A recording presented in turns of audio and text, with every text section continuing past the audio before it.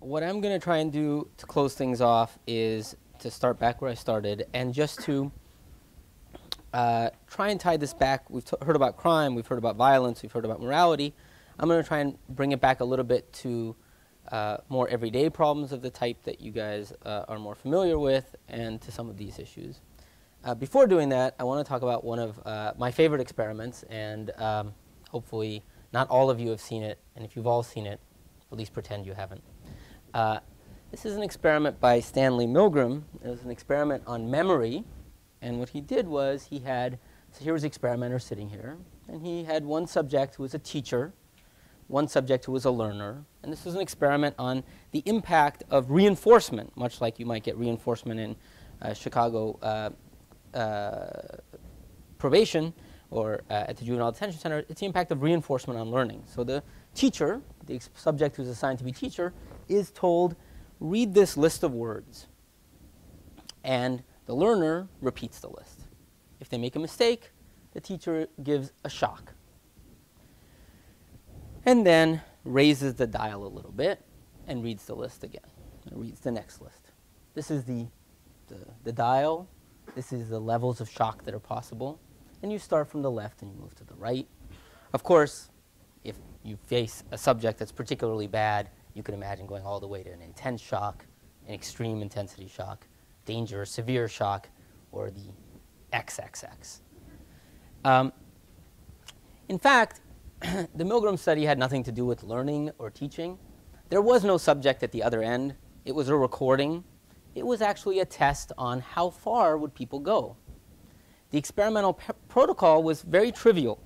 What it involved was the so-called learner, which is just an audio tape, would make a mistake and continue making a few mistakes here and there. And if you just followed the protocol, you'd have to keep going all the way to here. And over here, bad things start happening. The learner screams when you give the shock. Over here, at some point, the learner even stops responding at all, potentially having gone unconscious. Stanley Milgram ran this experiment in order to understand the nature of conformity, because after all, or authority, how you responded to authority and obedience, because at some point, subjects here get antsy. They're not particularly interested in shocking somebody at this level. At that point, the experimenter comes over and delivers a fairly stern message. They simply say, the experiment must go on. That's all they say. Milgram was motivated by Nazi Germany, where he felt like the Germans were particularly prone to conformity, so he ran this control group in New Haven. What he found was he never even needed to run a treatment in Germany, simply because the experimenter would come over and say, the experiment must go on. This is the percentage of the number of people, and you can see the vast majority went all the way to XXX. We're not allowed to run experiments like the Milgram experiment anymore because the subjects in the Milgram experiment were traumatized, by some reports, permanently traumatized. They learned something about themselves, which is that they were willing to go this far. How many of you, by show of hands in this situation, would go all the way to XXX? Yes, none of you believe that. I know what percentage of you would. That's that. Why is this important and interesting? It's important and interesting because of Homer Simpson, one of the other great thinkers. By the way, you guys both use fucking in your talk, and I really did not get a fucking chance to use that word, so I don't know how I'm going to do that.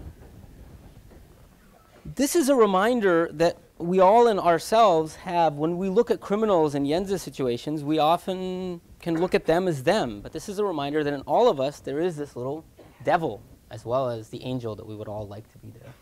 Here's an extreme example of that helps us understand how the devil sometimes wins out.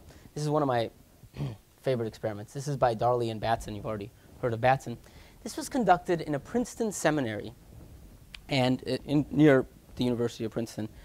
And these are seminary students that are training to be priests, and they're brought in, and they're given a two-part experiment. They have to do something in this building, and then they have to go and give this, what is that called when they have to give like a little talk? What talk? Sermon, yes, thank you. They have to give a sermon in this other building.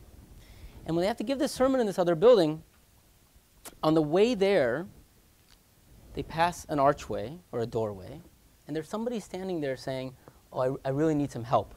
They might be sick. They look a little problematic. And there's a question of how many of these future priests stop to help. Now, what's interesting in this study is there are 3 conditions. Before being sent off, some of them are told, you know, get to the other session whenever you can. Some of them are told, the other experimenter is waiting for you. They're already behind. Get there as soon as you can. What you find is the percentage stopping responds quite a bit to that injunction. Only about 10% of these priests who are going to give the sermon stop when they're told, oh, you're in a hurry. Now, it's a bit funny after all. By the way, the sermon they were going to go give was in the biggest FU of all, the Good Samaritan. But what was happening here is that you can imagine in the priest's mind, oh, I've got to get there. And that feeling is overwhelming their natural angel to stop and help. This is just all by way of saying the devil has a pitchfork, which the angel unfortunately does not have. There's an asymmetry in this drawing, which is the angel can just stare at you, whereas the devil can prod you. What's an example of a pitchfork? And now I'm going to try and bring it back down to everyday life. I'm going to show you a video of what I think is a terrific pitchfork that we all face. This is actually an experiment run on children. I'm primarily showing you this video because it's better to look at children than to look at me. This is a classic experiment conducted by Walter Mischel. He basically went in and said to these kids, here is a marshmallow. You can have this marshmallow. It's your marshmallow. But if by when I come back you haven't eaten it, you can have 2 marshmallows. And so these kids are sitting there trying to not eat this 1 marshmallow by way of gaining a 2nd marshmallow. And they have many strategies, most of which are not particularly good strategies, such as this kid who decides, oh, let me look at it. Oh, no, I can't. I cannot resist.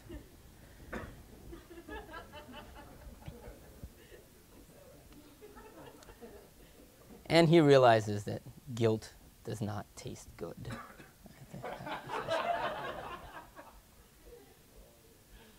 This kid is here just because she's cute.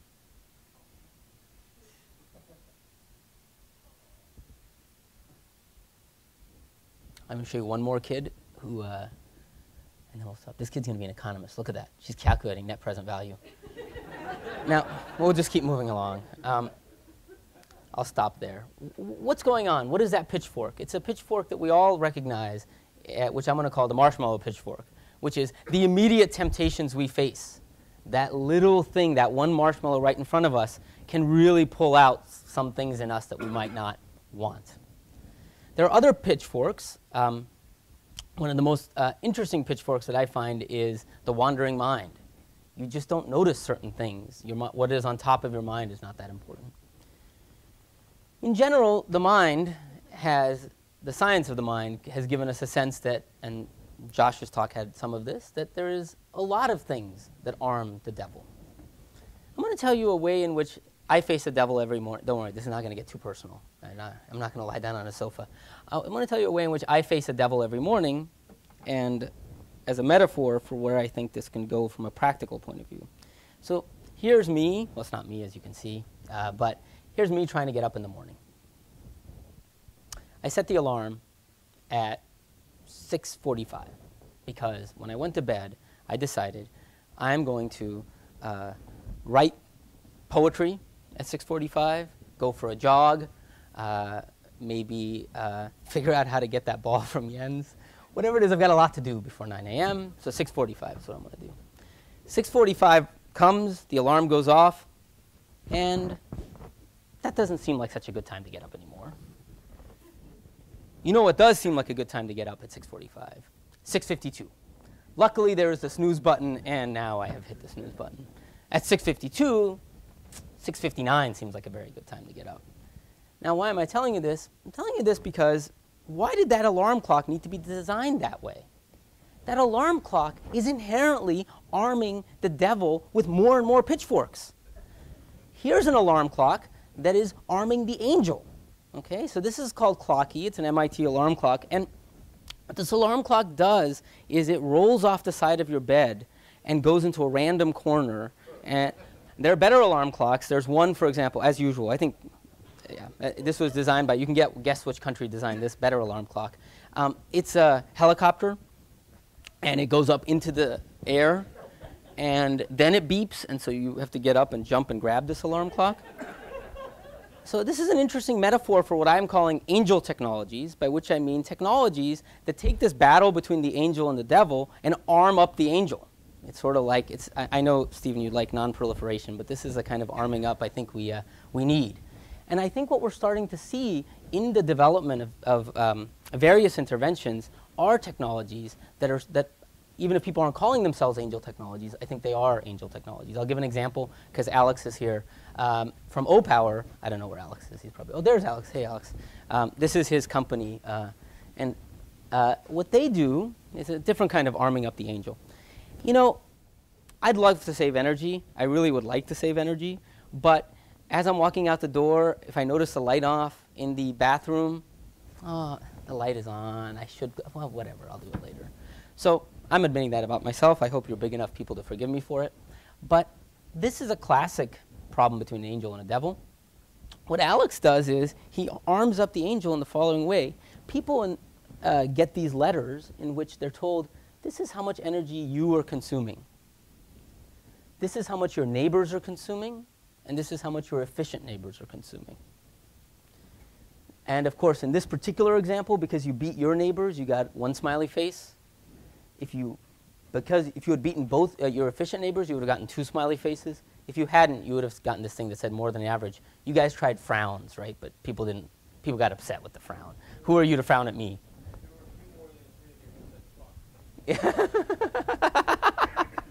Right. Exactly.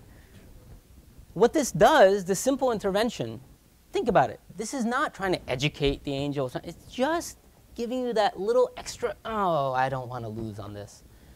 It leads to, just the letter, leads to about a 2 to 3% reduction. Now we have about randomized control trials, of which total there are about 500,000 people in treatment. So we can estimate very clearly it's about a 2 to 3% reduction in electricity use. That number may not make sense to you, so let me put this in terms of the equivalent of if we were to raise energy prices by 18 to 34%, which would be a pretty hard thing to convince governments to do, we'd get the same effect as arming the angel with this tiny little fact. There are other angel technologies that I'm going to tell you about, but let me just remind you of one thing. The design of these angel technologies is not just a matter of, oh, let me try something. It's very easy to get it wrong. Here's an example. This is from a sign in Brooklyn. This is in front of a school. This is trying to injunct kids about, how bad the problem of dropout is. 7,000 high school students drop out every day. There's a stack of desks 12 Empire State Buildings high. So here's a description. Anyone have any idea what the problem with this might be? Don't look for typos. There are no typos. I didn't put this together, otherwise that'd be a good thing to look for. It's not inspiring. So here's my best guess, if you go back to what Alex was doing. See, Alex's intervention is, here's what everyone else around you is doing.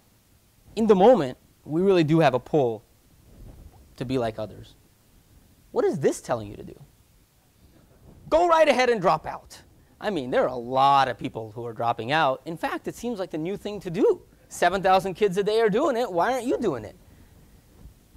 It's very easy to get these type of things wrong. So I just want to remind you of that before I go to a few other angel technologies. Here's one in a project with Jens. This is another way to think about crime. Let's think about when the devil shows up in crime. This is the hour when victims were injured. Temptation for violence is not randomly distributed throughout the hour. You can imagine when it's happening.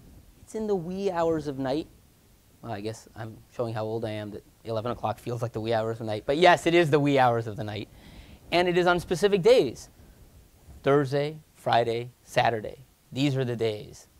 So really, the problem of preventing crime is not the problem of preventing crime. It's a problem of preventing crime or preventing violence or preventing the devil from getting out of control for 4 hours a day, 3 days a week. It's a much smaller problem.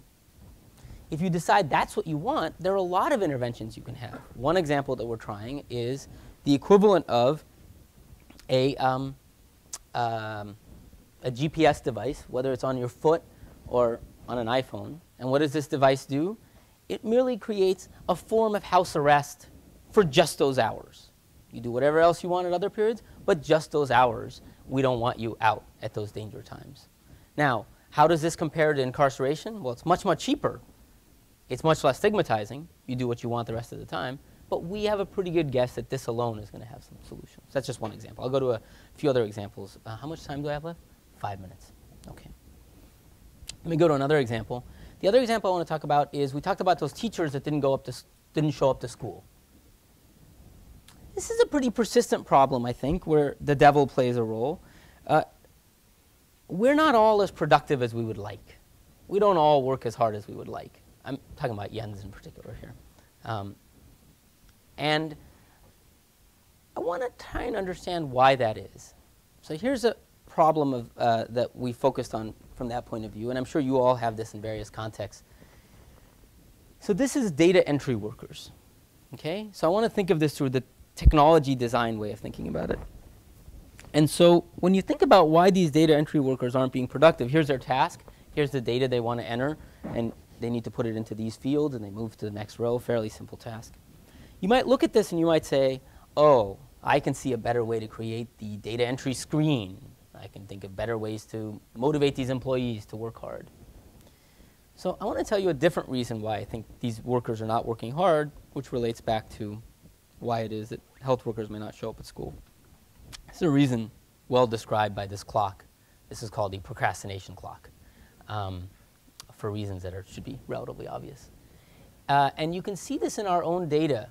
When we went and looked for these data entry workers and looked at how hard they worked through the week, here's a striking pattern we found. This is 6 days before payday, and this is payday. Look how their output goes up as payday gets closer and closer. When there are actual tangible rewards to what they're working on, all of a sudden they work much harder. It's not that they get paid more for their work on this period. Much like the way you procrastinate, is that the work here, whatever, money, I'm not really sure. Here, oh, it actually starts to make a difference. There's a problem at working hard, which all of us face, and which the health worker also probably faces. Yes, I know I should go to the hospital. I should show up at the clinic. I'm a little tired today. Why don't I just go tomorrow? So what can we do about this once we realize this is this problem? I want to show you a very funny experiment we did, and that I think will lead to a particular kind of intervention. We gave the workers in this case a choice. We said, you guys can choose between contract 1. This is the number of fields that you've entered. This is what you earn. So 2 rupees for every 100 fields you enter. Or contract 2. The way contract 2 works is you pick a target. If you hit that target, you get paid what you would have gotten paid in contract 1. If you don't pick that target, if you don't hit that target, you get paid half of what you earn. So as you can see, contract 2 has the unique disadvantage of being worse in every possible state of the world.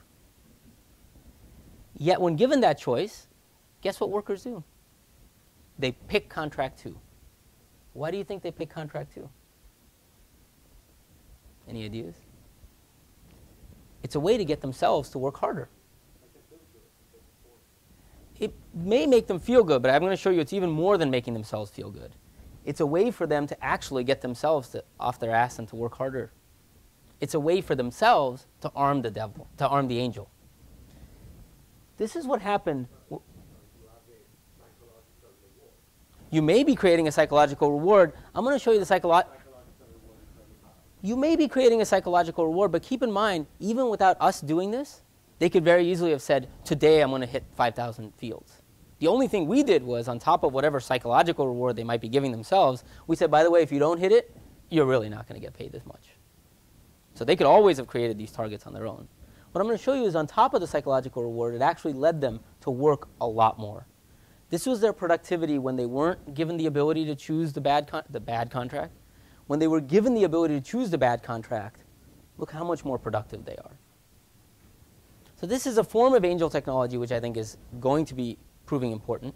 Here's a few versions of it, and then I'll stop. This is a wallet at MIT that has been prototyped that they've created. This is called a proverbial wallet. you'll notice it looks like a regular wallet, but it has this little thing in there. So what does this thing do? Well, it connects back to your balance of your bank account, and if it runs dry, it's much harder to open the thing. That's a little bit of tactile feedback. That's, again, arming up the angel a bit. You don't want to spend during those times. Let's make it just that little bit harder. You got to pry this stupid thing open. Here's another angel technology, one of my favorite angel technologies. This is a regular pill bottle called GlowCap.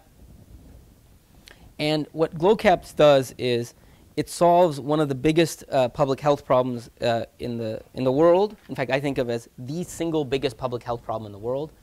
The biggest, it is not HIV, it's not diabetes, it's not malaria. The biggest public health problem in the world is that we have, for so many of these diseases, all of the ones I've named, and then many more, we have medications that can help people, but something goes wrong. People don't take those medications. And if people don't take the medications, they're not going to do any good sitting in the pill bottle. So adherence is a huge problem. GlowCap is an angel technology to help with adherence. What it does is, I often think of it like your passive-aggressive friend. GlowCaps is a pill bottle that just needs lots of attention. So if it doesn't get opened when it's supposed to get opened, it starts glowing. And then, if it's still not opened, it starts beeping. Then, and this is where things get interesting, it sends texts to your phone. Hey, I haven't seen you in a while. Where have you been? We should catch up. In some other versions of this, it sends even messages to your family. Hey, I haven't seen Sendhil in a while. But you don't need to activate those things. GlowCaps, much like a lot of these angel technologies, has very huge impacts. Like Alex's O-Power, GlowCaps in a clinical trial, early stage data seems to be showing huge, huge effects on adherence, some of the biggest adherence effects I've ever seen. All of these things, and a common theme that I'm hoping you guys are seeing in all of the talks, and this is where I'll stop, is that we often struggle with getting good behavior, whether good behavior has to do with crime, or good behavior has to do with taking your pills, or spending less, or getting health professionals to come to, or less corruption. Once you realize that the psychology underlying what generates good behavior is complex, that actually creates an enormous amount of opportunities. Opportunities for design, like GlowCaps is a good example. And I think technology will play a big role in this design. And I actually think that if I look forward to the next 10 years, I think we'll see a flowering of these angel technologies that will dramatically make us better people. Not because we actually become better people, but because we have an angel now that has something stronger than a pitchfork. Okay, thank you.